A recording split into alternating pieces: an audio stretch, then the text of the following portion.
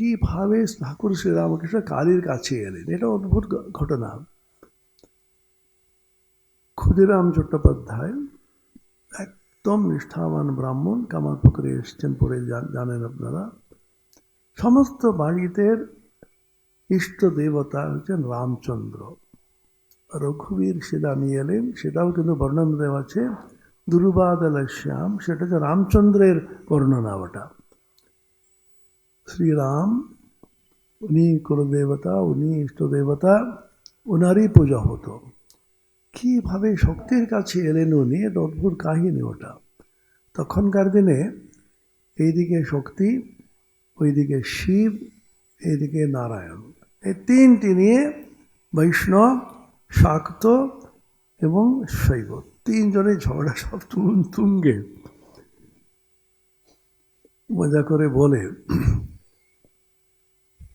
কৃষ্ণ ঠাকুর ভগবান শ্রীকৃষ্ণ একমাত্র কর্ণধার, তিনি ভবসাগর পার করে আমাদের নিয়ে যেতে পারেন। শাক্তরা বলতো, হ্যাঁ হ্যাঁ তাই তো, মা জগদম্বা রাজা রাজেশ্বরী তিনি নিজে কি নৌকো চালাবেন, ওই মাঝি কৃষ্ণ ঠাকুরকে চাকরিতে রেখে দিয়েছেন। যখন ভৈরবী ব্রাহ্মণী এসেছিলেন, মথুরনাথের সঙ্গে সবসময় লাগতো। মথুরনাথ হচ্ছে শাক্ত, কালী উপাসক, আর হচ্ছে বৈষ্ণবতন্ত্র ভৈরবী ব্রাহ্মণী। অত্যন্ত সুন্দরী মহিলা, বয়সও বেশি হয়নি। মথুরবাবু সবসময় সন্দেহ, হে ভৈরবী, তোমার ভৈরব কোথায়, ঠাট্টা করে বলছে। কালীর নিচে শুয়ে আছেন সবরূপ শিব, এই তো আমার ভৈরব। সে তো অচল ভৈরব, সচল ভৈরব কোথায়? ভৈরবী ব্রাহ্মণী কম না, অচলকে সচল না করতে পারি, ভৈরবী হলুম কেন? কি জাঁজেল মহিলা ছিল তখনও। তিনি কিভাবে কালের কাছে এলেন? ঠাকুরও উনি ছোটবেলা থেকে যে কোনো উপনয়ন হলো, পুজোর অধিকার পেলেন, তিনি রঘুবীর উপাসক। দাদা এসেছে কলকাতাতে, কিংবা কলকাতাতে নিয়ে আসছে, কিন্তু মা কালী কীরকম কলকাতা টেনে নিয়ে আসছেন দেখুন। গ্রামাঞ্চলে থাকলে আবার তার ওখানেই কিন্তু শেষ হয়ে যেতেন, আমরা পেতাম না, কারণ কলকাতাতে তার প্রয়োজন ছিল। আবার তার কেন এসে একেবারে ব্রিটিশ ক্যাপিটালে এসে জন্মালেন কেন? কারণ এইদিকে হিন্দু ধর্ম আস্তে আস্তে করে অন্যদিকে যাচ্ছে। ব্রাহ্ম ধর্ম নতুন ধরনের ধর্ম, খানিকটা হিন্দু, খানিকটা খ্রিস্টান, খানিকটা বাইবেল, এ নিয়ে মূর্তি উপাসনা ওরা মানবে না। অথচ উপনিষদ খানিকটা জানে। দেবেন ঠাকুরের যে উপনিষদ সংকলন এখন আছে, সেই দিকে ওটা চলছে। আর মুসলমানদের আক্রমণ হয়েছিল, আর ব্রিটিশ ক্যাপিটাল ছিল এটা। এতগুলি কালচার, এতগুলি সংস্কৃতি, এতগুলো ভাব ধারা সম্মিলিত হয়ে ঠাকুর দেখলেন এই সুবর্ণ সুযোগ, সমস্ত সংস্কৃতি, সমস্ত ভাবধারা, সমস্ত ধর্ম, সমস্তগুলোকে সমন্বয় কীভাবে করে, তার সমন্বয় আচার্য হয়ে উনি আচার্যানা মহাচার্য হবেন, সেই জন্য ওখানে এলেন। কীভাবে এলেন আমরা জানি। রামকুমার বলল, ছেলেটা কিন্তু স্কুলে যাচ্ছে না। ঠাকুরের আসল পরিচয় যদি এখন কেউ চায়, তার নাম হচ্ছে স্কুল ড্রপ আউট।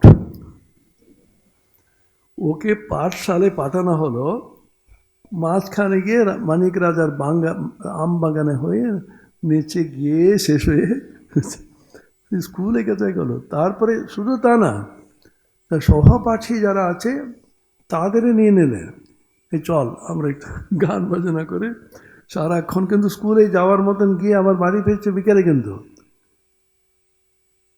সকালে ভাবছে বোধহয় স্কুলে গেছে, আদৌ তখন পড়াশোনাতে মন নেই। দেখলেন ঠাকুরের খুব সূক্ষ্ম একটি বিচারটা দেখুন। লেখাপড়া তখন লেখাপড়া মানে বেদ পাঠ, বেদ মুখস্থ করা, পৌরোহিত্য করা। পৌরোহিত্য করার পরে অনেক রকমের মন্ত্রতন্ত্র বলে শেষ পর্যন্ত কি নিয়ে যাচ্ছে? চাল কোলা বেঁধে। ঠাকুর বললেন, চাল কোলা বাঁধা বিদ্যা আমার দরকার নেই, কিছুতেই পড়বেন না উনি। অথচ অসাধারণ মেধা ছিল। একবার পড়লেই মুখস্থ হয়ে যেত। প্রথম শ্রেণীর শ্রুতিধর বলা হয়। শ্রুতিধর বলতে একবার শ্রবণ মাত্রই ধরতে পারে। স্বামী শারদানন্দজি লীলা প্রসঙ্গে লিখছেন, স্বামী বিবেকানন্দ পর্যন্ত দ্বিতীয় শ্রেণীর শ্রুতিধর বলছে, দুবার শুনলে তা ধরতে পারে। আমরা কোন শ্রেণী, লক্ষবার শুনলেও কিন্তু 4টে লাইন মুখস্থ করে তার 40টে ভুল সহ খানিকটা বলি। সকালে বলে, মারা আপনার দারুণ কিন্তু মুখস্থ আছে তো।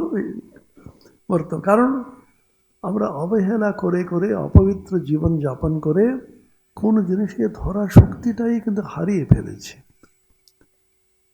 তখন দেখলো ভাই তো কিছু পড়বে না, কিছু করে যে খেতে হবে। রামঘর খুব স্নেহ ছিল ভাইয়ের প্রতি। চল, আমি কলকাতায় যাচ্ছি। অদ্ভুতভাবে একটা মন্দির তৈরি হলো। রানী রাসমণি করলেন, সেও কিন্তু মা কালী আদেশ করলেন কাশি যাওয়ার কোনো প্রয়োজন নাই, এটা মন্দির প্রতিষ্ঠা করে এখানে গঙ্গার ধারে। ফিরে এলেন, মন্দির প্রতিষ্ঠা করতে শুরু করলেন। কিন্তু কৈবর্তের জাত মনে রাখতে হবে। আমরা এখন বলি না ব্রাহ্মণরা প্রচণ্ড অত্যাচার করেছে ইত্যাদি, তখনকার দিনে সবচেয়ে গুরুত্ব দিয়েছে নিম্ন জাতকে। বেদব্যাসকে চেনেন? অষ্টাদশ পুরাণে রচয়িতা, ব্রহ্মসূত্রের রচয়িতা, ভাগবত মহাপুরাণে রচয়িতা। তিনি কি ব্রাহ্মণ কাস্ট ছিলেন নাকি? এই সকল ফিশারম্যান কাস্ট, সেটাই ছিলেন আমাদের রানী রাসমণি। রানী রাসমণি মন্দির প্রতিষ্ঠা করবেন, সেখানে ব্রাহ্মণ পূজারী পাওয়া যাচ্ছে না। কোনো ব্রাহ্মণ রাজি হবে না ওখানে করতে। তখন একজন বুদ্ধি দিলেন, তুমি নিজের গুরুর নামে কিন্তু এটাকে দিয়ে দাও, সদ্ব্রাহ্মণ গুরু তার নামে লিখে দাও, তাহলে অন্যদের কোনো আপত্তি নেই। তবু অনেকে কিন্তু রাজি হয়নি। রামকুমার কিন্তু খুব উদার ছিলেন, এটা অদ্ভুত। ঠাকুর উদার ছিলেন, এটা ছেড়েই দিন, অবতার পুরুষ। রামকুমার কিন্তু খুবই উদার ছিলেন। তিনি বললেন তাতে কোনো আপত্তি নেই, এ পুজো করতে রাজি হলেন। রানী রাসমণি এত কৃতজ্ঞ, তখন নিজের ভাইকে বললেন তুমি কালীকে এটা প্রথম উনি বলেন, ঠাকুর দেখুন আমি পুজো টুজো করে দিতে পারি, কিন্তু গয়নার দায়িত্ব আমি নেব না, আভরণ সাজগোজ সেই দায়িত্বটা ঠিক আছে নিতে হবে না। কালী পুজো করতে গেলে কি করতে হবে? যে কোনো দেবতা পুজো করতে গেলে ওই দেবতার সম্প্রদায়ে মন্ত্র দিতে হবে, এটা হচ্ছে প্রথা। কালী পুজো করতে গেলে তন্ত্র সাধক তান্ত্রিক সম্প্রদায় যেটা আছে, কালীর সম্প্রদায়, ওই সম্প্রদায়ে একজন সিদ্ধ পুরুষ, তার কাছে কালীর মন্ত্র নিয়ে তখনই তোমার অধিকার জন্মায় কালী পুজো করতে। আমরা যখন ঠাকুরের পুজো করি, সন্ন্যাসীদের পূজা করার কথা নেই, হোম করার কথাই নেই, অগ্নিকার্য করবে না। কিন্তু কেন করা হচ্ছে? শুধুমাত্র ইষ্ট দেবতার পুজো গুরু হিসাবে করা যায়। অদ্বৈত সম্প্রদায়েও ওরা ঈশ্বরকে জগৎ, ঈশ্বর, জীব এক স্তরে মানে 3টি মায়ার মধ্যে আছে, কিন্তু গুরুর মাধ্যমেই কিন্তু সমস্তগুলোকে আমরা জানতে পারি। গুরুকে শ্রেষ্ঠ আসনে বসিয়েছে, গুরু পূজা চলে। সেজন্য ঠাকুরের পূজাটা শুরু হয়েছিল, আপনারা জানেন, গুরু মহারাজ স্বামী রামকৃষ্ণজি প্রবর্তন করেছিলেন ঠাকুরের পুজো। জয় শ্রী গুরু মহারাজ জি কি জয়। এখনও কিন্তু এই ধ্বনিটা কিন্তু আমরা দিই, জয় শ্রী গুরু মহারাজ জি কি জয়। ঠাকুর কথাটা কিন্তু পশ্চিমবঙ্গে, বঙ্গদেশে প্রচলিত, কিন্তু অন্য অন্য জায়গায় এখনও শ্রী রামকৃষ্ণকে গুরু মহারাজজি বলে ওরা। সেজন্য গুরুর পূজা করা চলে, সেজন্য ঠাকুরের পূজা হলো। তিনি কেনারাম ভট্টাচার্যের কাছে কালী মন্ত্র নিলেন পুজো শুরু করার জন্য, সাধনার জন্য নয়।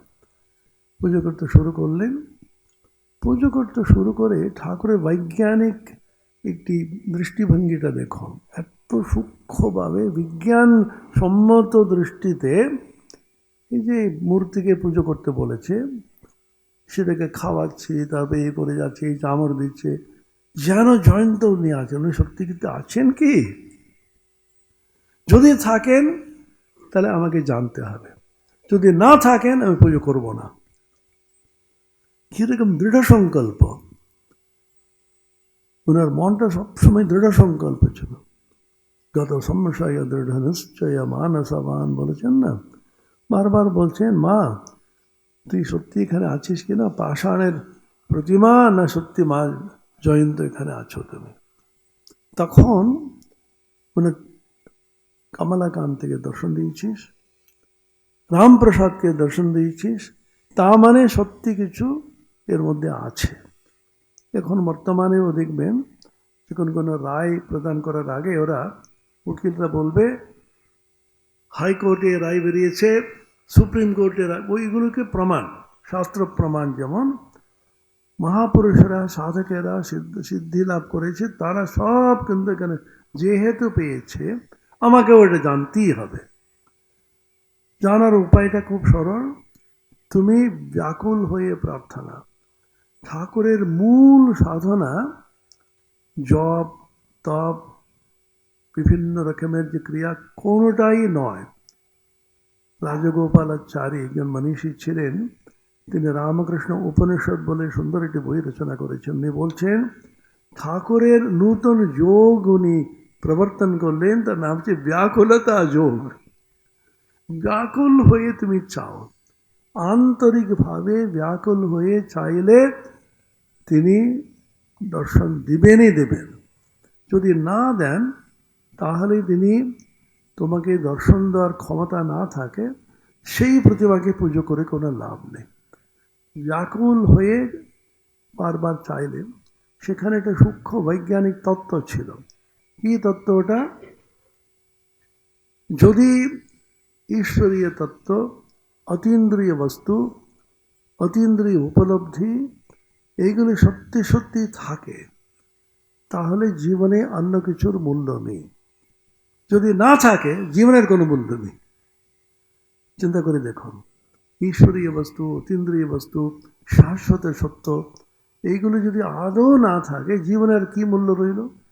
খাওয়া দাওয়া ঘোরা শেষ হয়ে গেল, আর কিছুই নেই। যদি থাকে, ওই একমাত্র আমাদের অনুকরণীয়, সেটা পেতেই হবে। এমন চরম অবস্থায় পৌঁছে গেলেন, ইংরেজি যেটা বলে রেড হিট এবং হোয়াইট হিট বলে, ওরা এত উগ্র হয়ে গেল, এত তাপমাত্রা বেড়ে গেল, ওনার যে ব্যাকুলতা হোয়াইট হিটে যখন চলে গেল, আর শরীর রেখে কোনো লাভ নেই। তখন নিজের গলা কাটতে গেলেন, মায়ের জগদম্বার দর্শন পেলেন, আমরা জানি ওটা। তখন জানতে পারলেন কালী সত্য এখানে আছে।